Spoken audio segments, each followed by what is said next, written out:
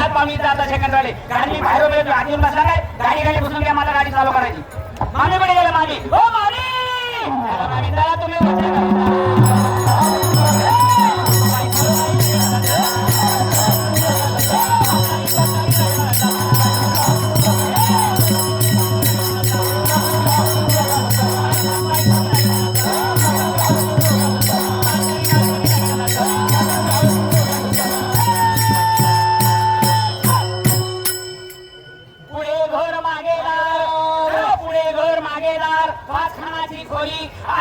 मामी तुम्ही खाऊ नका पोळी हे भारून म्हणजे काय दादा कोणत्या दाबीला बचायचं हे मामा लिहिलं नाही आणि माझ्या बापाचं तर मुळीच नाही नाहीतर माझ्यासारखे हिरण वाटायला पुरुष साडी काय तिकडे सुरुवात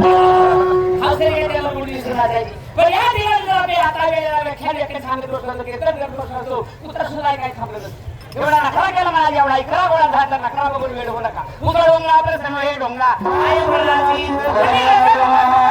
गोबर वेळेवर घालवू नका हे नाथांचं घालवून आहे भारुड म्हणजे काय भारुड म्हणजे भोरुडीचं दर्शन मी आतापर्यंत तुम्हाला अनेक पात्र करून दाखवली अनेक संभावना दाखवली ही केवळ तुम्हाला मी घोडीची इंजेक्शन दिली तुम्हाला बहुत चांगलीच झाली हे बघून आम्ही ऑपरेशनला उभा आहे आता कोणी हल्ला तर टाका चुकल टाका चुकला तर टाक्यात तू होईल टाक्यात तू झाला तर ऑपरेशन फेल की तुम्ही सुद्धा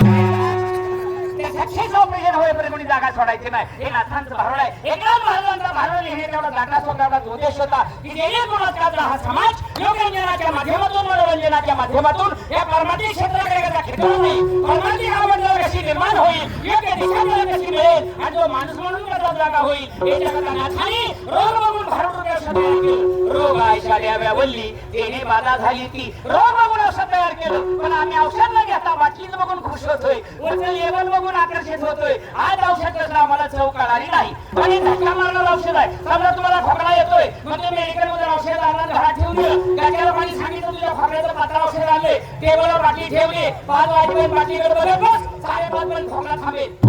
होईल का औषध खाल्ल्याच्यावर खोकला थांबणार नाही त्यामुळे मध्ये केल्या भावनांचा अर्थ तुम्ही लक्षात घेता मानता तुझी सोंगच बघून तुमच्या अवस्था तशीच होईल एखाद्या गाडवाला जर पत्रावर मसाले वांग्याची भाजी जिलेबी बुंदी लाडू लोणचं वाढलं आणि पत्रावळी गाडवा पुढे मांडली गाडव काय करतं वरचं सगळं सांडतं आणि अगोदर पत्रावळी खातं ते गाडव खातं पण आपण माणसं आहोत मग आम्हाला ते नेमकं काय खायचं आणि काय घ्यायचंय हे तुमचं तुम्ही ठरवायचंय रोग आयशा द्याव्या वल्ली याच्याकरता आपण काय खायचं तुमचं तुम्ही विचार करा चला मागे चला तुम्ही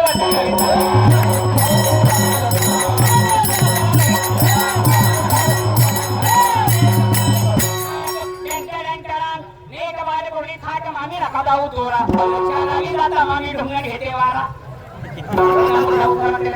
हलकट दिसतो काय पण बोलतोय पण लक्षात ठेवा या येलो आपली आबळे नाही मी बोलत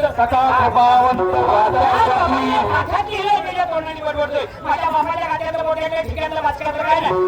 हे नाथाचं राष्ट्रपती त्याच्या खात्याला बाबूनो नाथ महाराज संता सज्जन हो परमेश्वरी तू हा मला एवढा अलोलिक प्रकारचा निर्देह दिलाय तो निर्देह तुम्ही विचार करा आणि माझ्या वारकरी बांधवांना विनंती आहे आपण सर्व आज पंढरपूरच्या जवळ 2-3 मुक्काम राहिले आहे त्या सर्वांनी